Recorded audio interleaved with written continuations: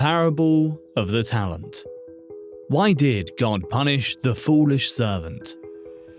In chapters 24-25, Matthew records the unchanging holiness that characterized the Lord's heart. This warning contains final warnings, prophecies, and encouragements to his people. Jesus uses the parable of a master who briefs his servants on what is expected of them before setting out on a lengthy journey. Matthew 25:14-15, Amplified Bible. For it is just like a man who was about to take a journey, and he called his servants together and entrusted them with his possessions. To one he gave 5 talents, to another 2, and to another 1, each according to his own ability. And then he went on his journey. This was not strange in the ancient world, where servants were often given great responsibility, and this was often the safest and smartest thing a man could do with his money. The best thing he could do with his money in his absence, dividing it among carefully selected slaves and leaving them to do their best with it. Bruce. A talent was not an ability, although this parable has application to our capabilities, but rather a unit of money equivalent to at least 1,200 in current dollars. The talent was not a coin, it was a weight, and therefore its value obviously depended on whether the coinage involved was copper, gold, or silver, Barclay. The English use of talent for a natural or supernatural aptitude derives from this parable. But of course, the Greek talenton is simply a sum of money. It was generally regarded as equal to 6,000 denarii, France. If a talent were worth 6,000 denarii, then it would take a day labourer 20 years to earn so much, Carson. The talent which each man has suits his own state best, and it is only pride and insanity which lead him to desire and envy the graces and talents of another. 5 talents would be too much for some men. 1 talent would be too little. Clark. Matthew 25:16-18. The one who had received the 5 talents went at once and traded with them, and he made a profit and gained 5 more. Likewise, the one who had 2 made a profit and gained 2 more. But the one who had received the 1 went and dug a hole in the ground and hid his master's money. Went and traded implies direct action. The point is that the good servant felt the responsibility for their assignment and went to work without delay. Carson. What did the servant trade with their coin? We're not made aware of how they bartered with their abilities. It's possible that they loaned the money out with interest attached, or used it to buy things and then resold them for a higher price. The important thing is that they used what they already had and, as a result, gained more. Regarding the work done by the first 2 servants, we have many complimentary things to say. First and foremost, they completed their assignment on time. Number 2, they were steadfast in their efforts to complete the task. The third point is that they were successful in completing their work. Number 4, they were ready to give an account to their master. Matthew 25:19-23, Amplified Bible. Now after a long time the master of those servants returned and settled accounts with them. And the one who had received the 5 talents came and brought him 5 more, saying, Master, you have entrusted to me 5 talents. See, I have made a profit and gained 5 more talents. His master said to him, Well done, good and faithful servant. You have been faithful and trustworthy over a little. I will put you in charge of many things. Share in the joy of your master. Also the one who had 2 talents came forward saying, Master, you have entrusted 2 talents to me. See, I have made profit and gained 2 more talents. His master said to him, Well done, good and faithful servant. You have been faithful and trustworthy over a little. I will put you in charge of many things. Share in the joy of your master. The lengthy wait would tempt the servants to believe that they would never have to account for their management, yet they most certainly would. We read, You have been faithful over a few things. I will make you ruler over many things." Most people do not realize that the reward was the same for both servants, even though one was given 5 talents and the other was given 2 talents. Each performed the same, according to the resources that they had received. We then read, "Well done, good and faithful servant." This demonstrates that the master sought for goodness and faithfulness in the people who worked for him. Because of their excellent character and unwavering commitment, these servants were rewarded handsomely for their hard work. The master didn't care as much about the exact sum of money as he did about specific character attributes. "It is not, 'Well done, thou good and brilliant servant,' for perhaps the man never shone at all in the eye of those who appreciate glare and glitter. It is not, 'Well done, thou great and distinguished servant,' for it is possible that he was never known beyond his native village." Spurgeon. Better to be faithful in a cottage meeting, speaking of Christ crucified to 100 villagers, than to be unfaithful in a great building where thousands congregate. Enter into the joy of your Lord. This has the echo of heaven in it.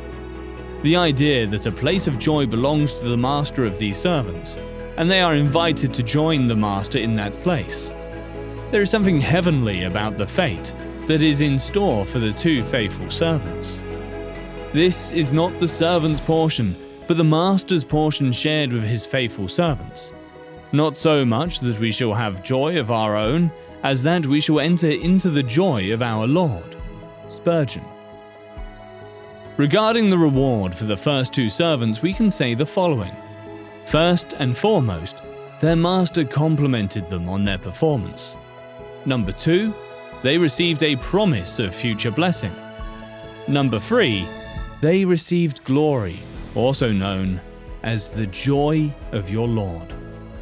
The third servant gives account. Matthew 25:24-25. The one who had received 1 talent also came forward saying, "Master, I knew you to be a harsh and demanding man, reaping the harvest where you did not sow, and gathering where you did not scatter seed. So I was afraid to lose the talent, and went and hid your talent in the ground. See, you have what is your own." Their performance was very satisfactory as a whole. 8 talents contributed and 15 talents were received in return. But in the end, each person was evaluated based on their level of loyalty and effort. "Remember, my hearer, that in the day of judgment thy account must be personal. God will not ask you what your church did. He will ask you what you did yourself." Spurgeon. The servant who merely buried his talent tried to excuse himself because of his master's great power. He believed his master to be in some sense omnipotent, reaping where you have not sown, and gathering where you have not scattered seed. The third servant believed that because the master was powerful, and in the servant's opinion, did not require his help, the master would be delighted that he did nothing, and that he would be able to say, "Look, there you have what is yours." It appeared as though he was unaware of how much he had upset his master. Regarding the task done by the third servant, we can say the following. The first problem is that he didn't think. Number 2, he didn't work.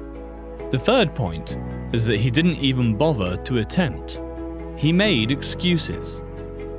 Matthew 25:26-30, Amplified Bible. "But his master answered him, 'You wicked, lazy servant, you knew that I reap the harvest where I did not sow and gather where I did not scatter seed. Then you ought to have put my money with the bankers, and at my return I would have received my money back with interest. So take the talent away from him and give it to the one who has the 10 talents. For to everyone who has and values his blessings and gifts from God and has used them wisely, more will be given, and he will be richly supplied so that he will have an abundance. But from the one who does not have, because he has ignored or disregarded his blessings and gifts from God, even what he does have will be taken away. And throw out the worthless servant into the outer darkness, In that place of grief and torment, there will be weeping over sorrow and pain, and grinding of teeth over distress and anger. The judgment of this third servant here, referred to as wicked and lazy servant, was strong. The master's dominion never excused the servant's idleness, and it condemned that laziness all the more. Those who do not work for the Lord do not pray, and do not evangelize because God is sovereign condemn themselves. They demonstrate they are like the wicked servant in the parable through their deeds, or lack thereof. They do not know their master's heart at all. The Lord of the unprofitable servant tells him that the fault lay in his own sloth and wickedness, and his dread of his Lord's security was but a mere frivolous pretense and unreasonable excuse. Paul. The accusation leveled against this servant who had just buried his talent was that he was wicked and lazy. We rarely consider idleness an actual sin that must be repented before the Lord. If laziness had been a calling or a spiritual gift, this man would have excelled at it. With what he had, this man could have done something. Even if it hadn't doubled, the master's money would have earned some interest. If we cannot trade directly and personally on our Lord's account, if we have not the skill nor the tact to manage a society or an enterprise for him, we may at least contribute to what others are doing and join our capital to theirs, so that by some means our master may have the interest to which he is entitled. While the Old Testament prohibits Israelites from charging interest against one another, interest on money loaned to Gentiles was permissible. We read a phrase that has become famous: "For to everyone who has, more will be given, but from him who does not have, even what he has will be taken away." Some have things but hold them in such a way that it's as if they have nothing. These will find what they had taken away. To those who hold what they have received as faithful men and women, more will be given. John Trapp, an English commentator, notes, "See that ye receive not any graces from God in vain, neither envy those that have much, a proportion is expected." F.B. Mayer, an English evangelist, notes this: "We need not wait for the great future to obtain this multiplication or withdrawal of our talents. They are already waxing or waning in our hands." The third servant showed that he was not even somewhat deserving of the title of true servant to his Lord. It is only that he, and those who exhibit the same heart, were expelled from the presence of the Master for all time. There is a strong sense of torment in the destiny of the unfaithful and slothful servant, just as there was a sense of heaven in the destiny of the two honest servants. This parable's fundamental theme is crystal evident when viewed in the broader context of Matthew 25. Our level of preparedness for the return of Jesus is directly proportional to how well we manage the resources that he has entrusted to us.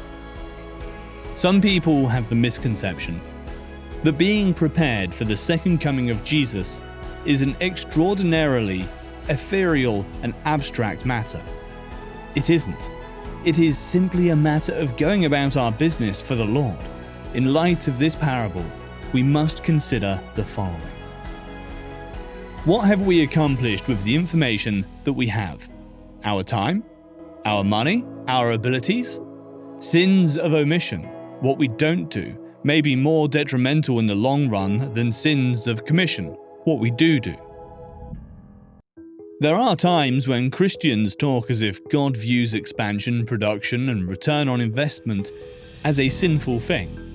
However, that preconceived view is challenged by this parable. Our knowledge, expertise, and ability, in addition to the resources that are made available to us at work, should all be put toward advancing God's kingdom. The gifts that God gives to individuals are seldom identical, nor are they always equal. If you use the gifts God has given you to the best of your ability, you will hear from Him that you have done a good job. The two successful servants are awarded in separate sums, and however they are both lauded in the same way. The parable implies that we are to use whatever skill we have been given to the best of our ability for God's glory. The parable of the talents drives home to them the gravity of the obligation and the severe repercussions of failing to comprehend and act upon his instructions appropriately. In addition, there is a message for all of humanity. The Judgment Day is a great warning to us all. To learn more about this day, click here.